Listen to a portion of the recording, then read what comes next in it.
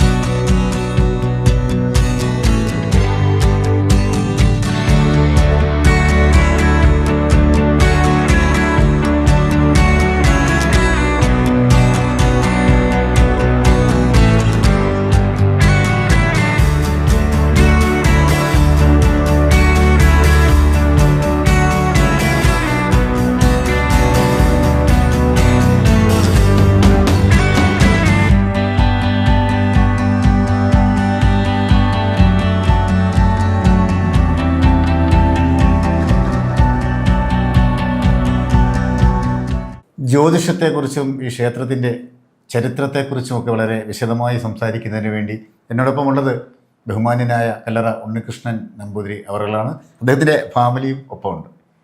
അപ്പോൾ മൂന്നുപേരെയും ഈ പ്രോഗ്രാമിലേക്ക് ഹാർദമായി സ്വാഗതം ചെയ്യും. നമുക്ക് ക്ഷേത്രത്തിൻ്റെ ചരിത്രത്തെക്കുറിച്ച് ഒന്നറിയാൻ വലിയ ആഗ്രഹമുണ്ട്. 1500 വർഷങ്ങൾ പഴക്കമുള്ള ക്ഷേത്രമാണിത്. അതേക്കുറിച്ച് പെട്ടെന്ന് അങ്ങയുടെ ഓർമ്മയിലേക്ക് വരുന്നത് എന്തൊക്കെയാണ്? 1500 വർഷങ്ങൾ പഴക്കമുള്ള അമ്പലമാണെന്ന് ഇത് പറയുന്നു. അതുപോലെ അതിന് ശരിക്ക് അത്രയൊരു അപ്പൂപ്പനായിട്ടൊരാൾ ഒരു ആലുണ്ട്. ആ ആലിന് ശരിക്കറിയാം. ആലിനോട് ചേർന്നാണ് അത്ര പഴക്കമുള്ളതാണ്. പിന്നെ ഈ പണ്ട് തീവട്ടിക്കൊള്ള ടിപ്പു സുൽത്താൻ്റെ ഭരണകാലത്ത് തീവട്ടിക്കൊള്ള ചെയ്ത് നശിച്ചു പോയതാണെന്നാണ്. അത് തീ കത്തിയ അമ്പലമായണ്ട തീയത്തമ്പലം എന്നുള്ള പേര് വന്നു പറയുന്നത്. അങ്ങനെ ആകുമ്പം അത്രയും വർഷം പഴക്കമുള്ള അമ്പലമാണ്. അതേപോലെ തന്നെ നമുക്ക് മറ്റ് ക്ഷേത്രങ്ങളിൽ നിന്നും വ്യത്യസ്തമായി നവഗ്രഹങ്ങളുടെ പ്രതിഷ്ഠ ഞാനിങ്ങനെ കണ്ടു. പല ക്ഷേത്രങ്ങളും അത് ഞാൻ കണ്ടിട്ടില്ല. അതിൻ്റെ ഒരു ഐതിഹ്യം എന്താണ് തിരുവനന്തപുരം? ശരിക്ക് ഗ്രഹദോഷം ലോകത്തുള്ള എല്ലാവർക്കും തന്നെ ഉണ്ട്.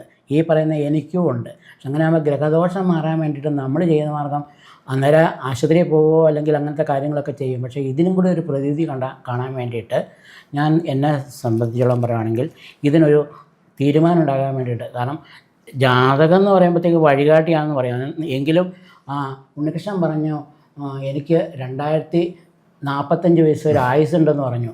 ഉടനെ വഴി ഹമ്പുണ്ടെങ്കിൽ ഉണ്ണികൃഷ്ണൻ പറഞ്ഞ ഹമ്പ് അടിച്ച് കയറി പോയിട്ടുണ്ടെങ്കിൽ പേരുദോഷം വരുന്ന എനിക്ക് അങ്ങനെ ദോഷം വരാതിരിക്കാൻ വേണ്ടിയിട്ട് ഈ നവഗ്രഹക്ഷേത്രത്തിലെ പ്രത്യേകം പ്രാർത്ഥന കൂടി ചെയ്താൽ പ്രയോജനം ഉണ്ടെന്നുള്ള കുട്ടിക്കൊണ്ടാണ് നവഗ്രഹക്ഷേത്രത്തോട് ഇവിടെ ആക്കിയിരിക്കുന്നത്. ശരി, നമുക്ക് ഉത്സവ ആഘോഷങ്ങളൊക്കെ നടത്താറുണ്ടോ ക്ഷേത്രത്തിൽ? ഇവിടെ ധനു 1 മുതൽ 16 വരെ, ധനു 1 മുതൽ 11 ദിവസം മത്സ്യം തൊട്ട് വിശ്വരൂപം വരെ ചന്ദനം ചാർത്തും. അത് മത്സ്യം കൂർമ്മം അങ്ങനെ ശരിക്കും ചന്ദനം കൊണ്ട് തന്നെ മത്സ്യാവതാരം മുതൽ വിശ്വരൂപം വരെയുള്ള രീതി ചന്ദനം ചാർത്തും. പിന്നെ അഷ്ടമരോഹിണിക്ക് വർഷത്തിൽ 3 പ്രാവശ്യം കൃഷ്ണനാടി ചാർത്തും. ഒന്ന് അഷ്ടമരോഹിണിയാണ് ഉണ്ണികൃഷ്ണനായിട്ട്. പിന്നെ വിഷുവിൻ്റെ അന്ന് രാവിലെ 4:59 നട തുറക്കും. 5 മണി മുതൽ വരുന്ന കംപ്ലീറ്റ് ആൾക്കാർക്കും കൈനീട്ടമായിട്ട് ഒരു നാണയമുള്ള കേട്ടോ. അന്നേരം ഓരോരുത്തരും പറയും പ്രോഗ്രസ് ആക്കാൻ സ്വർണ്ണ നാണയം ആക്കരുത്. സ്വർണ്ണ നാണയം ആക്കണമെന്ന് ആഗ്രഹമുണ്ട്, പക്ഷേ നിങ്ങളോട് കൂടെ സഹകരിക്കണം എന്ന് പറയും. അതേ രീതിയിൽ ചെയ്യുന്നുണ്ട്. അങ്ങനെ 3 ദിവസം ഉത്സവം വരുന്നത്.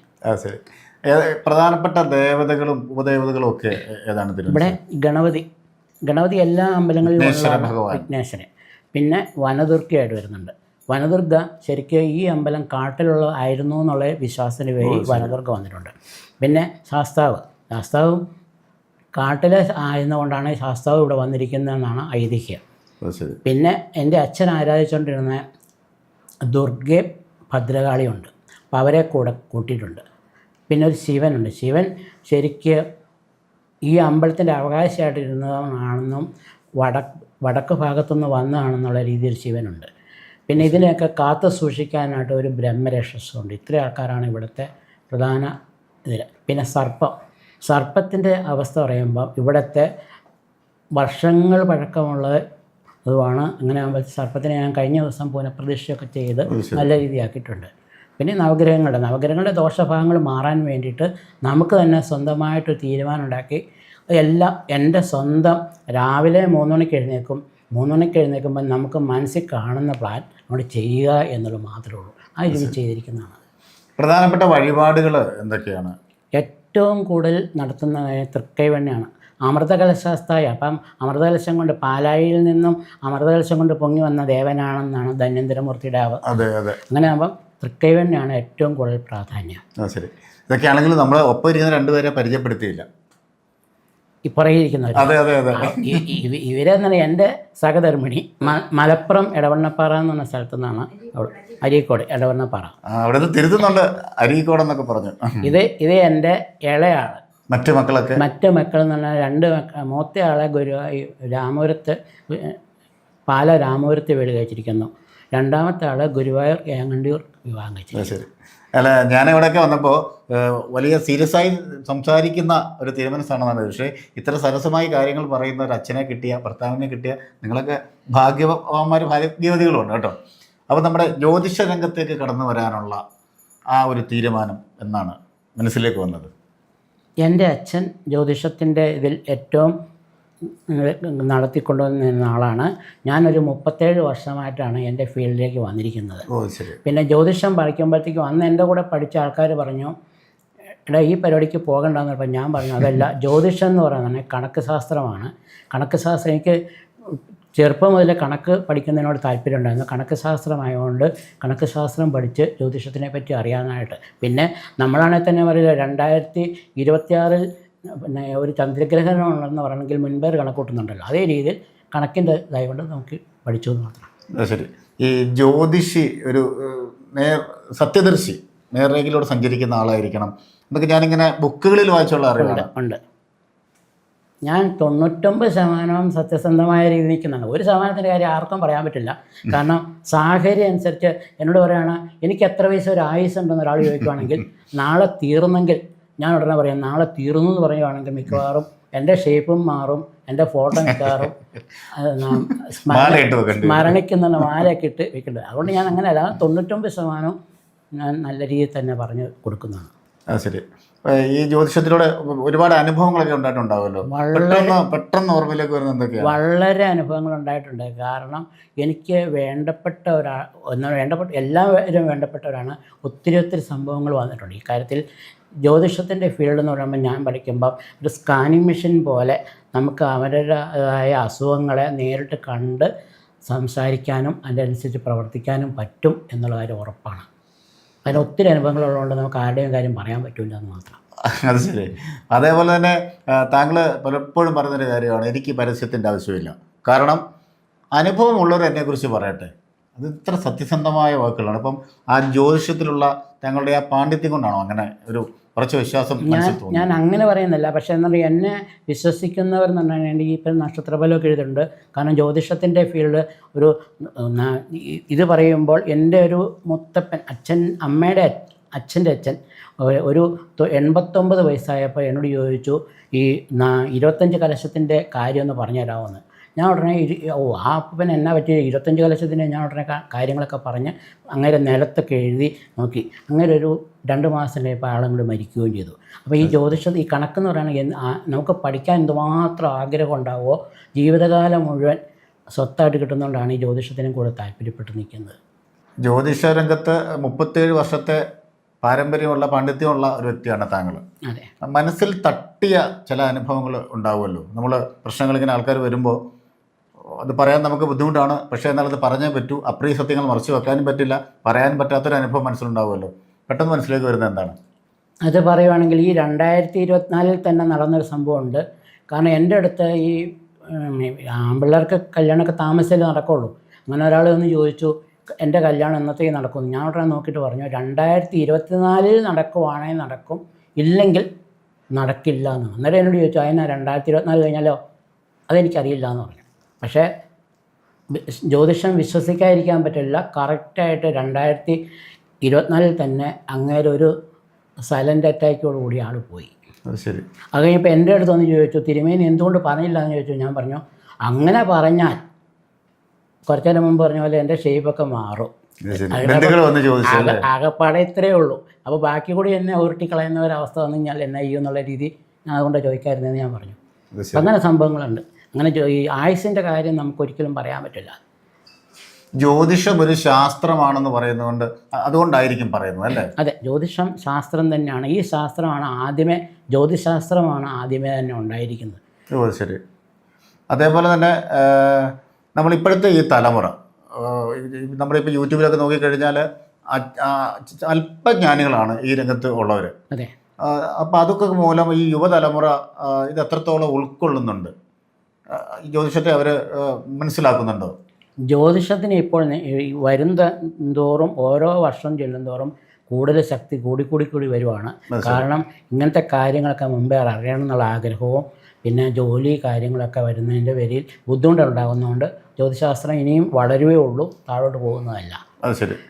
നമ്മൾ ഇപ്പം ജ്യോതിഷത്തിലുള്ള പ്രശ്നങ്ങളൊക്കെ കണ്ടു ഒരു കുടുംബത്തിൽ. അപ്പം പ്രധാനപ്പെട്ട പ്രശ്ന പരിഹാരങ്ങൾ എങ്ങനെ തീരുമാനിക്കുന്നത്? ഓരോ ആളുകളെ നോക്കിയാണോ അതോ അവരുടെ പ്രശ്നം? ഓരോ ആളുകളെ നോക്കി നമുക്ക് തീരുമാനിക്കാൻ പറ്റില്ല. ജാതകം നോക്കുമ്പോൾ അല്ലെങ്കിൽ രാശി വെച്ച് നോക്കുമ്പോൾ സാധാരണഗതിയിൽ എല്ലാവർക്കും തന്നെ ദോഷഭാവങ്ങളുണ്ടെങ്കിൽ നമ്മൾ ഉടനെ പറയും ഒരു ഗണതി ഹോമം. ഉടനെ ഞാൻ ചെയ്യുന്ന മാർഗം എന്ന് പറഞ്ഞാൽ അഷ്ടദ്രവ്യ ഗണതി ഹോമം ആയാലും ഗണതി ഹോമം എന്ന് പറയുമ്പോൾ എൻ്റെ ഒരു വിശ്വാസം, നമ്മൾ സാധാരണയിൽ ഒരു കുട്ടി ജനിച്ചു കഴിഞ്ഞാൽ 28 കെട്ടിനൊരു ഗണതി കൊടുക്കും.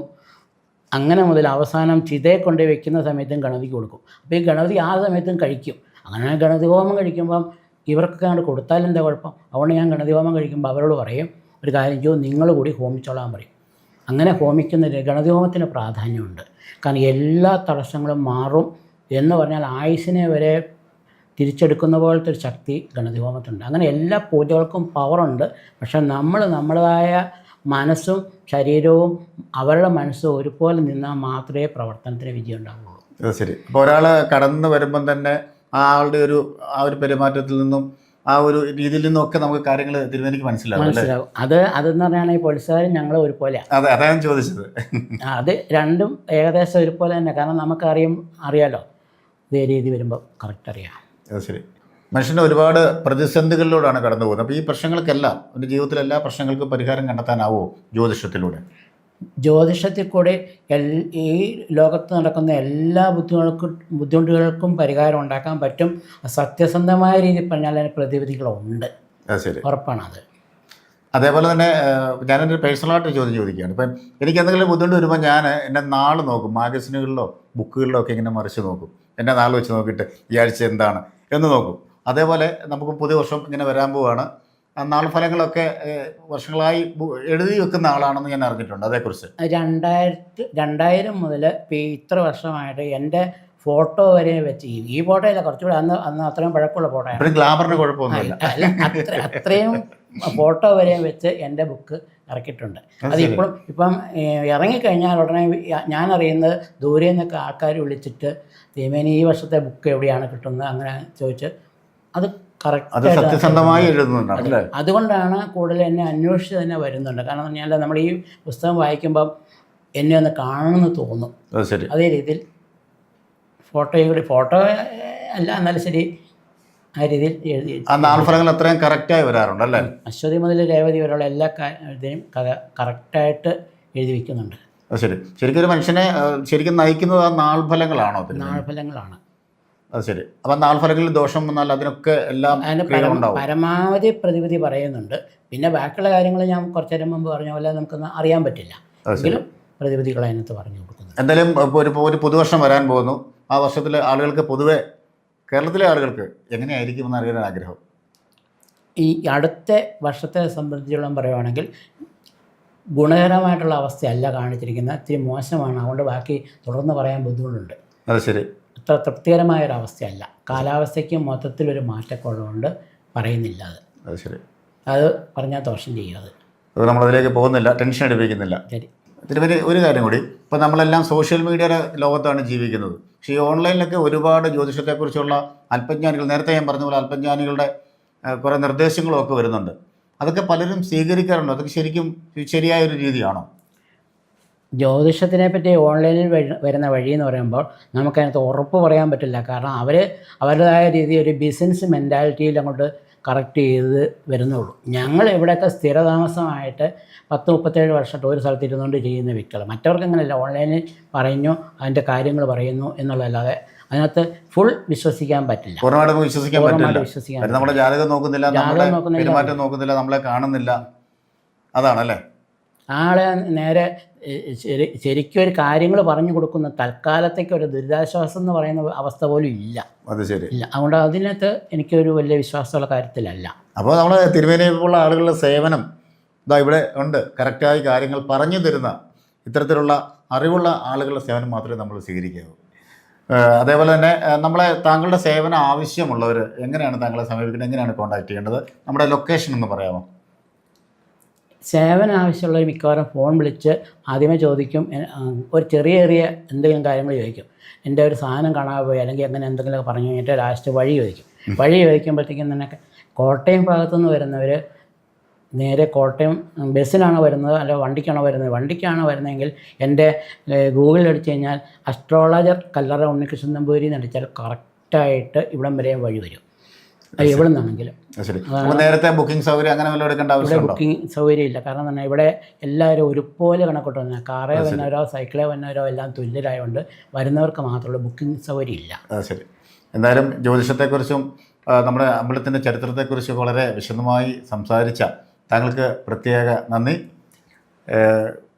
വാമഭാഗത്തിനും മകൾക്കും കൂടി നന്ദി രേഖപ്പെടുത്തുന്നു.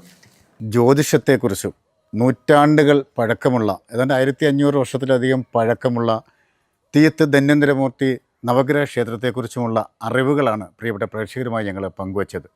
അപ്പോൾ ജ്യോതിഷത്തെക്കുറിച്ചും നമ്മുടെ ജീവിതത്തെക്കുറിച്ചുമൊക്കെ എന്തെങ്കിലും പ്രതിസന്ധിയും പ്രശ്നങ്ങളൊക്കെ വരുമ്പോൾ നമ്മുടെ പ്രിയപ്പെട്ട ഏറെ ബഹുമാന്യനായ ഉണ്ണികൃഷ്ണൻ നമ്പൂതിരിയെ നമുക്ക് സമീപിക്കാവുന്നതാണ്.